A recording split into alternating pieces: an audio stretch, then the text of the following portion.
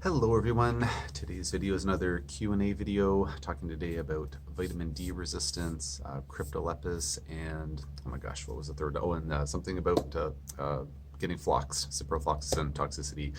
Just before jumping into the video, if you don't mind taking a quick moment to please like, share, subscribe, and or post a quick comment on the video, I'd really appreciate it. So thanks in advance for taking a second to do that. And as per usual, nothing I'm saying should be construed as medical advice. This is for informational purposes only. And if you need medical advice, please talk to your healthcare provider to get that advice. So the first question here was posted on one of my podcast episodes for my Overcoming Chronic Illness podcast. It was an episode about vitamin D receptor resistance with one of my colleagues from out west in British Columbia named Dr. Sanja Tamburek. And the question is, let's see here. So at one point in the interview, around 4 minutes and 30 seconds, as it says here, you mentioned parathyroid hormone being at a good ratio with vitamin D. What would you suggest might be an ideal parathyroid hormone to vitamin D level? For example, I'm well over 150 nanograms per milliliter, which is the max number that this person's test goes up to, yet my parathyroid hormone level is at 33. I would personally have expected the PTH, parathyroid hormone, to be lower for such a high vitamin D level, so my thinking is this indicates vitamin D resistance. Would love to hear your thoughts. So thanks for the question. So I've run lots and lots of labs now looking at parathyroid and vitamin D ratios, and it's absolutely a correct supposition that the higher the vitamin D goes, the lower the parathyroid hormone level should go. They're both involved with calcium regulation in the bloodstream, so the more vitamin D we have, the less work parathyroid hormone has to do to basically raise the calcium levels in the blood, so parathyroid will drop down. To my understanding from what I've learned from Dr. Tamburek and looking at some other information about this topic, that my understanding is that it's not really a ratio that we're looking for per se. It's more that we're just kind of looking to see if the vitamin D level is high enough, if the receptors are working properly, then the idea is that we should see that parathyroid hormone level being quite low in the reference range. Different labs use different ranges, so to say like, oh, is 33 high or low, like it just really depends on the lab and the particular assay that they're using. For example, the lab that we typically use here, if memory serves, I think the reference range goes from 1.9 to 8.7 for whatever the units are. I don't exactly remember off the top of my head. And so for my patients, I'd be generally looking to see their parathyroid hormone being, maybe like at a 3 or less, give or take, maybe like a 2.5. That is just my opinion.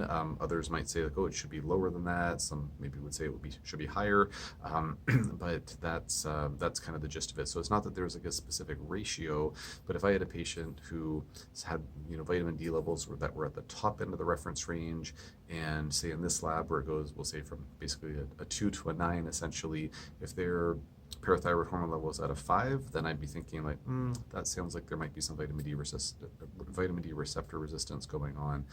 Quite frankly, at that level, even if their parathyroid hormone level was say at a 4 or maybe even a 3, or like maybe 3.5, yeah, there maybe there's a little bit of resistance going on there. So maybe they're, not, maybe their vitamin D levels aren't 100, or well, their vitamin D receptor function is not entirely adequate. So yeah, anyway, hopefully that gives more useful information. If that didn't quite hit the nail on the head in terms of answering the question, just post again, and I'll post another question on this video, and I'll answer it in due course. But thanks for the question. And next one, so there's actually 2 questions about Cryptolepis. So I have a couple of videos about Cryptolepis. A Cryptolepis being an herb that's quite commonly employed in the Lyme and co-infection world. So the question is, can Cryptolepis be taken with doxycycline? So one of the challenges that we have in the functional medicine world, the integrative healthcare world, is that there are not as many research studies done on herb-drug interactions as we'd like there to be. To my knowledge, there are no human clinical trials looking at using any herbs for treating chronic Lyme/persistent borreliosis and co-infections. There are some human clinical trials looking at using certain herbs with maybe some analogous infections, like for example using wormwood to treat bees, to treat malaria, which is a closely related oh my goodness, what's the word I'm looking for? Protozoan to Babesia, but no actual human clinical trials looking at that. So we're really kind of left at the mercy of what do we see in Petri dish studies, and then what are we seeing in clinical practice. So that's just the honest reality of it. So to my knowledge, where there have been no human trials on Cryptolepis in the first place with Lyme and co-infections, there's to my knowledge no studies that have been done looking at using doxycycline at the same time. So we have to put on our thinking caps as clinicians and say, well, if a patient seems to be doing better on their doxycycline, but then we want to add in some herbs because the doxy is not fully doing the trick, then many patients, certainly in my practice and in many other practices, have been on Cryptolepis with doxycycline. So of course it's that's an individualized conversation that's to be had with one's own healthcare practitioner, but in my practice I have prescribed Cryptolepis alongside doxycycline many times. I have not seen any problems with that.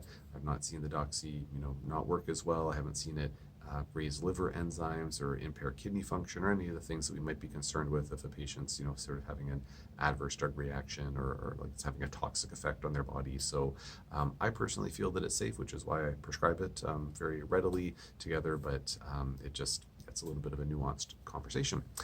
So thank you for that question. Next Cryptolepis question is, can Cryptolepis cause diarrhea? I took 3 tablets on Sunday with no issues, but after 1 more on Monday morning, I got severe diarrhea. Or is this a borreliosis symptom? So sorry to hear about the diarrhea. Never fun to have diarrhea, but it happens to the best of us from time to time. So with Cryptolepis, I would say that I have not seen it. I wouldn't say that that's a common side effect that I have seen with folks taking Cryptolepis. There are certain things like, say, magnesium or vitamin C that if one takes too high of a dose, it'll commonly cause diarrhea. Those are just magnesium and diarrhea, they kind of go hand in hand a little bit if the dose of magnesium is too high. But with Cryptolepis, it doesn't have the same mental association in my mind, at least for whatever that's worth. With that being said, there are certain patients where they just seem to get diarrhea from herbs or from certain herbs. So I've had patients where they go on a combination herbal formula with 4 or 5 different herbs in there, and it gives them diarrhea. And so we try to lower the dose down, and it's still giving them diarrhea.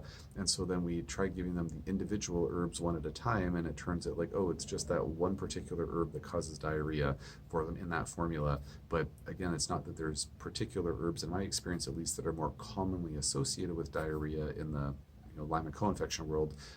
There are certain herbs that are kind of known purgatives, like senecot root, for example, or senna root. That's common one, for example, that people use as a laxative. But in terms of like Cryptolepis and Sida and Alcornia and Japanese knotweed and whatnot, none of those in my experience are, to my knowledge, are generally as correlated with diarrhea. It might just be a coincidence, could be that just some people's bodies just don't tolerate X, Y, or Z herb. And diarrhea would not typically be a borreliosis symptom in my experience. The digestive tract is oftentimes spared in chronic Lyme cases, but not all chronic Lyme / persistent borreliosis cases. And then the last question here is, I've tested positive for Lyme. I'm also floxed, meaning a fluoroquinolone toxicity issue, so taking a certain class of antibiotics called fluoroquinolones and basically having this very toxic reaction to that drug. I posted a few videos about getting floxed, probably including this one. Which video was it? Nope. It was about CD57 levels. But anyways, interesting topic and very sad topic. Folks, taking an antibiotic for therapeutic reasons for their pneumonia, their urinary tract infection, and then they develop all these debilitating symptoms. Just awful, awful, awful. Very rare thing, but lots of billions of people in the world, that happens, far too often, even though it's very rare. Anywho, I'm also floxed. Would Cipro activate the same antibodies as Lyme bacteria, which would give a false positive? So thank you for the question. To my knowledge, I'm not aware of antibody treatments giving false positives for Lyme, whether it's a fluoroquinolone drug or not. Antibody treatment can lead to seronegativity, so it can actually give false negatives for Lyme, but I'm not aware of that contributing to false positivity. So I don't believe so, but if anybody knows the truth to be the contrary, please post in the comment section below. If anybody has any questions or comments about any of these topics, or other topics, please post in the comment section below, and I will do my best to answer as soon as I can.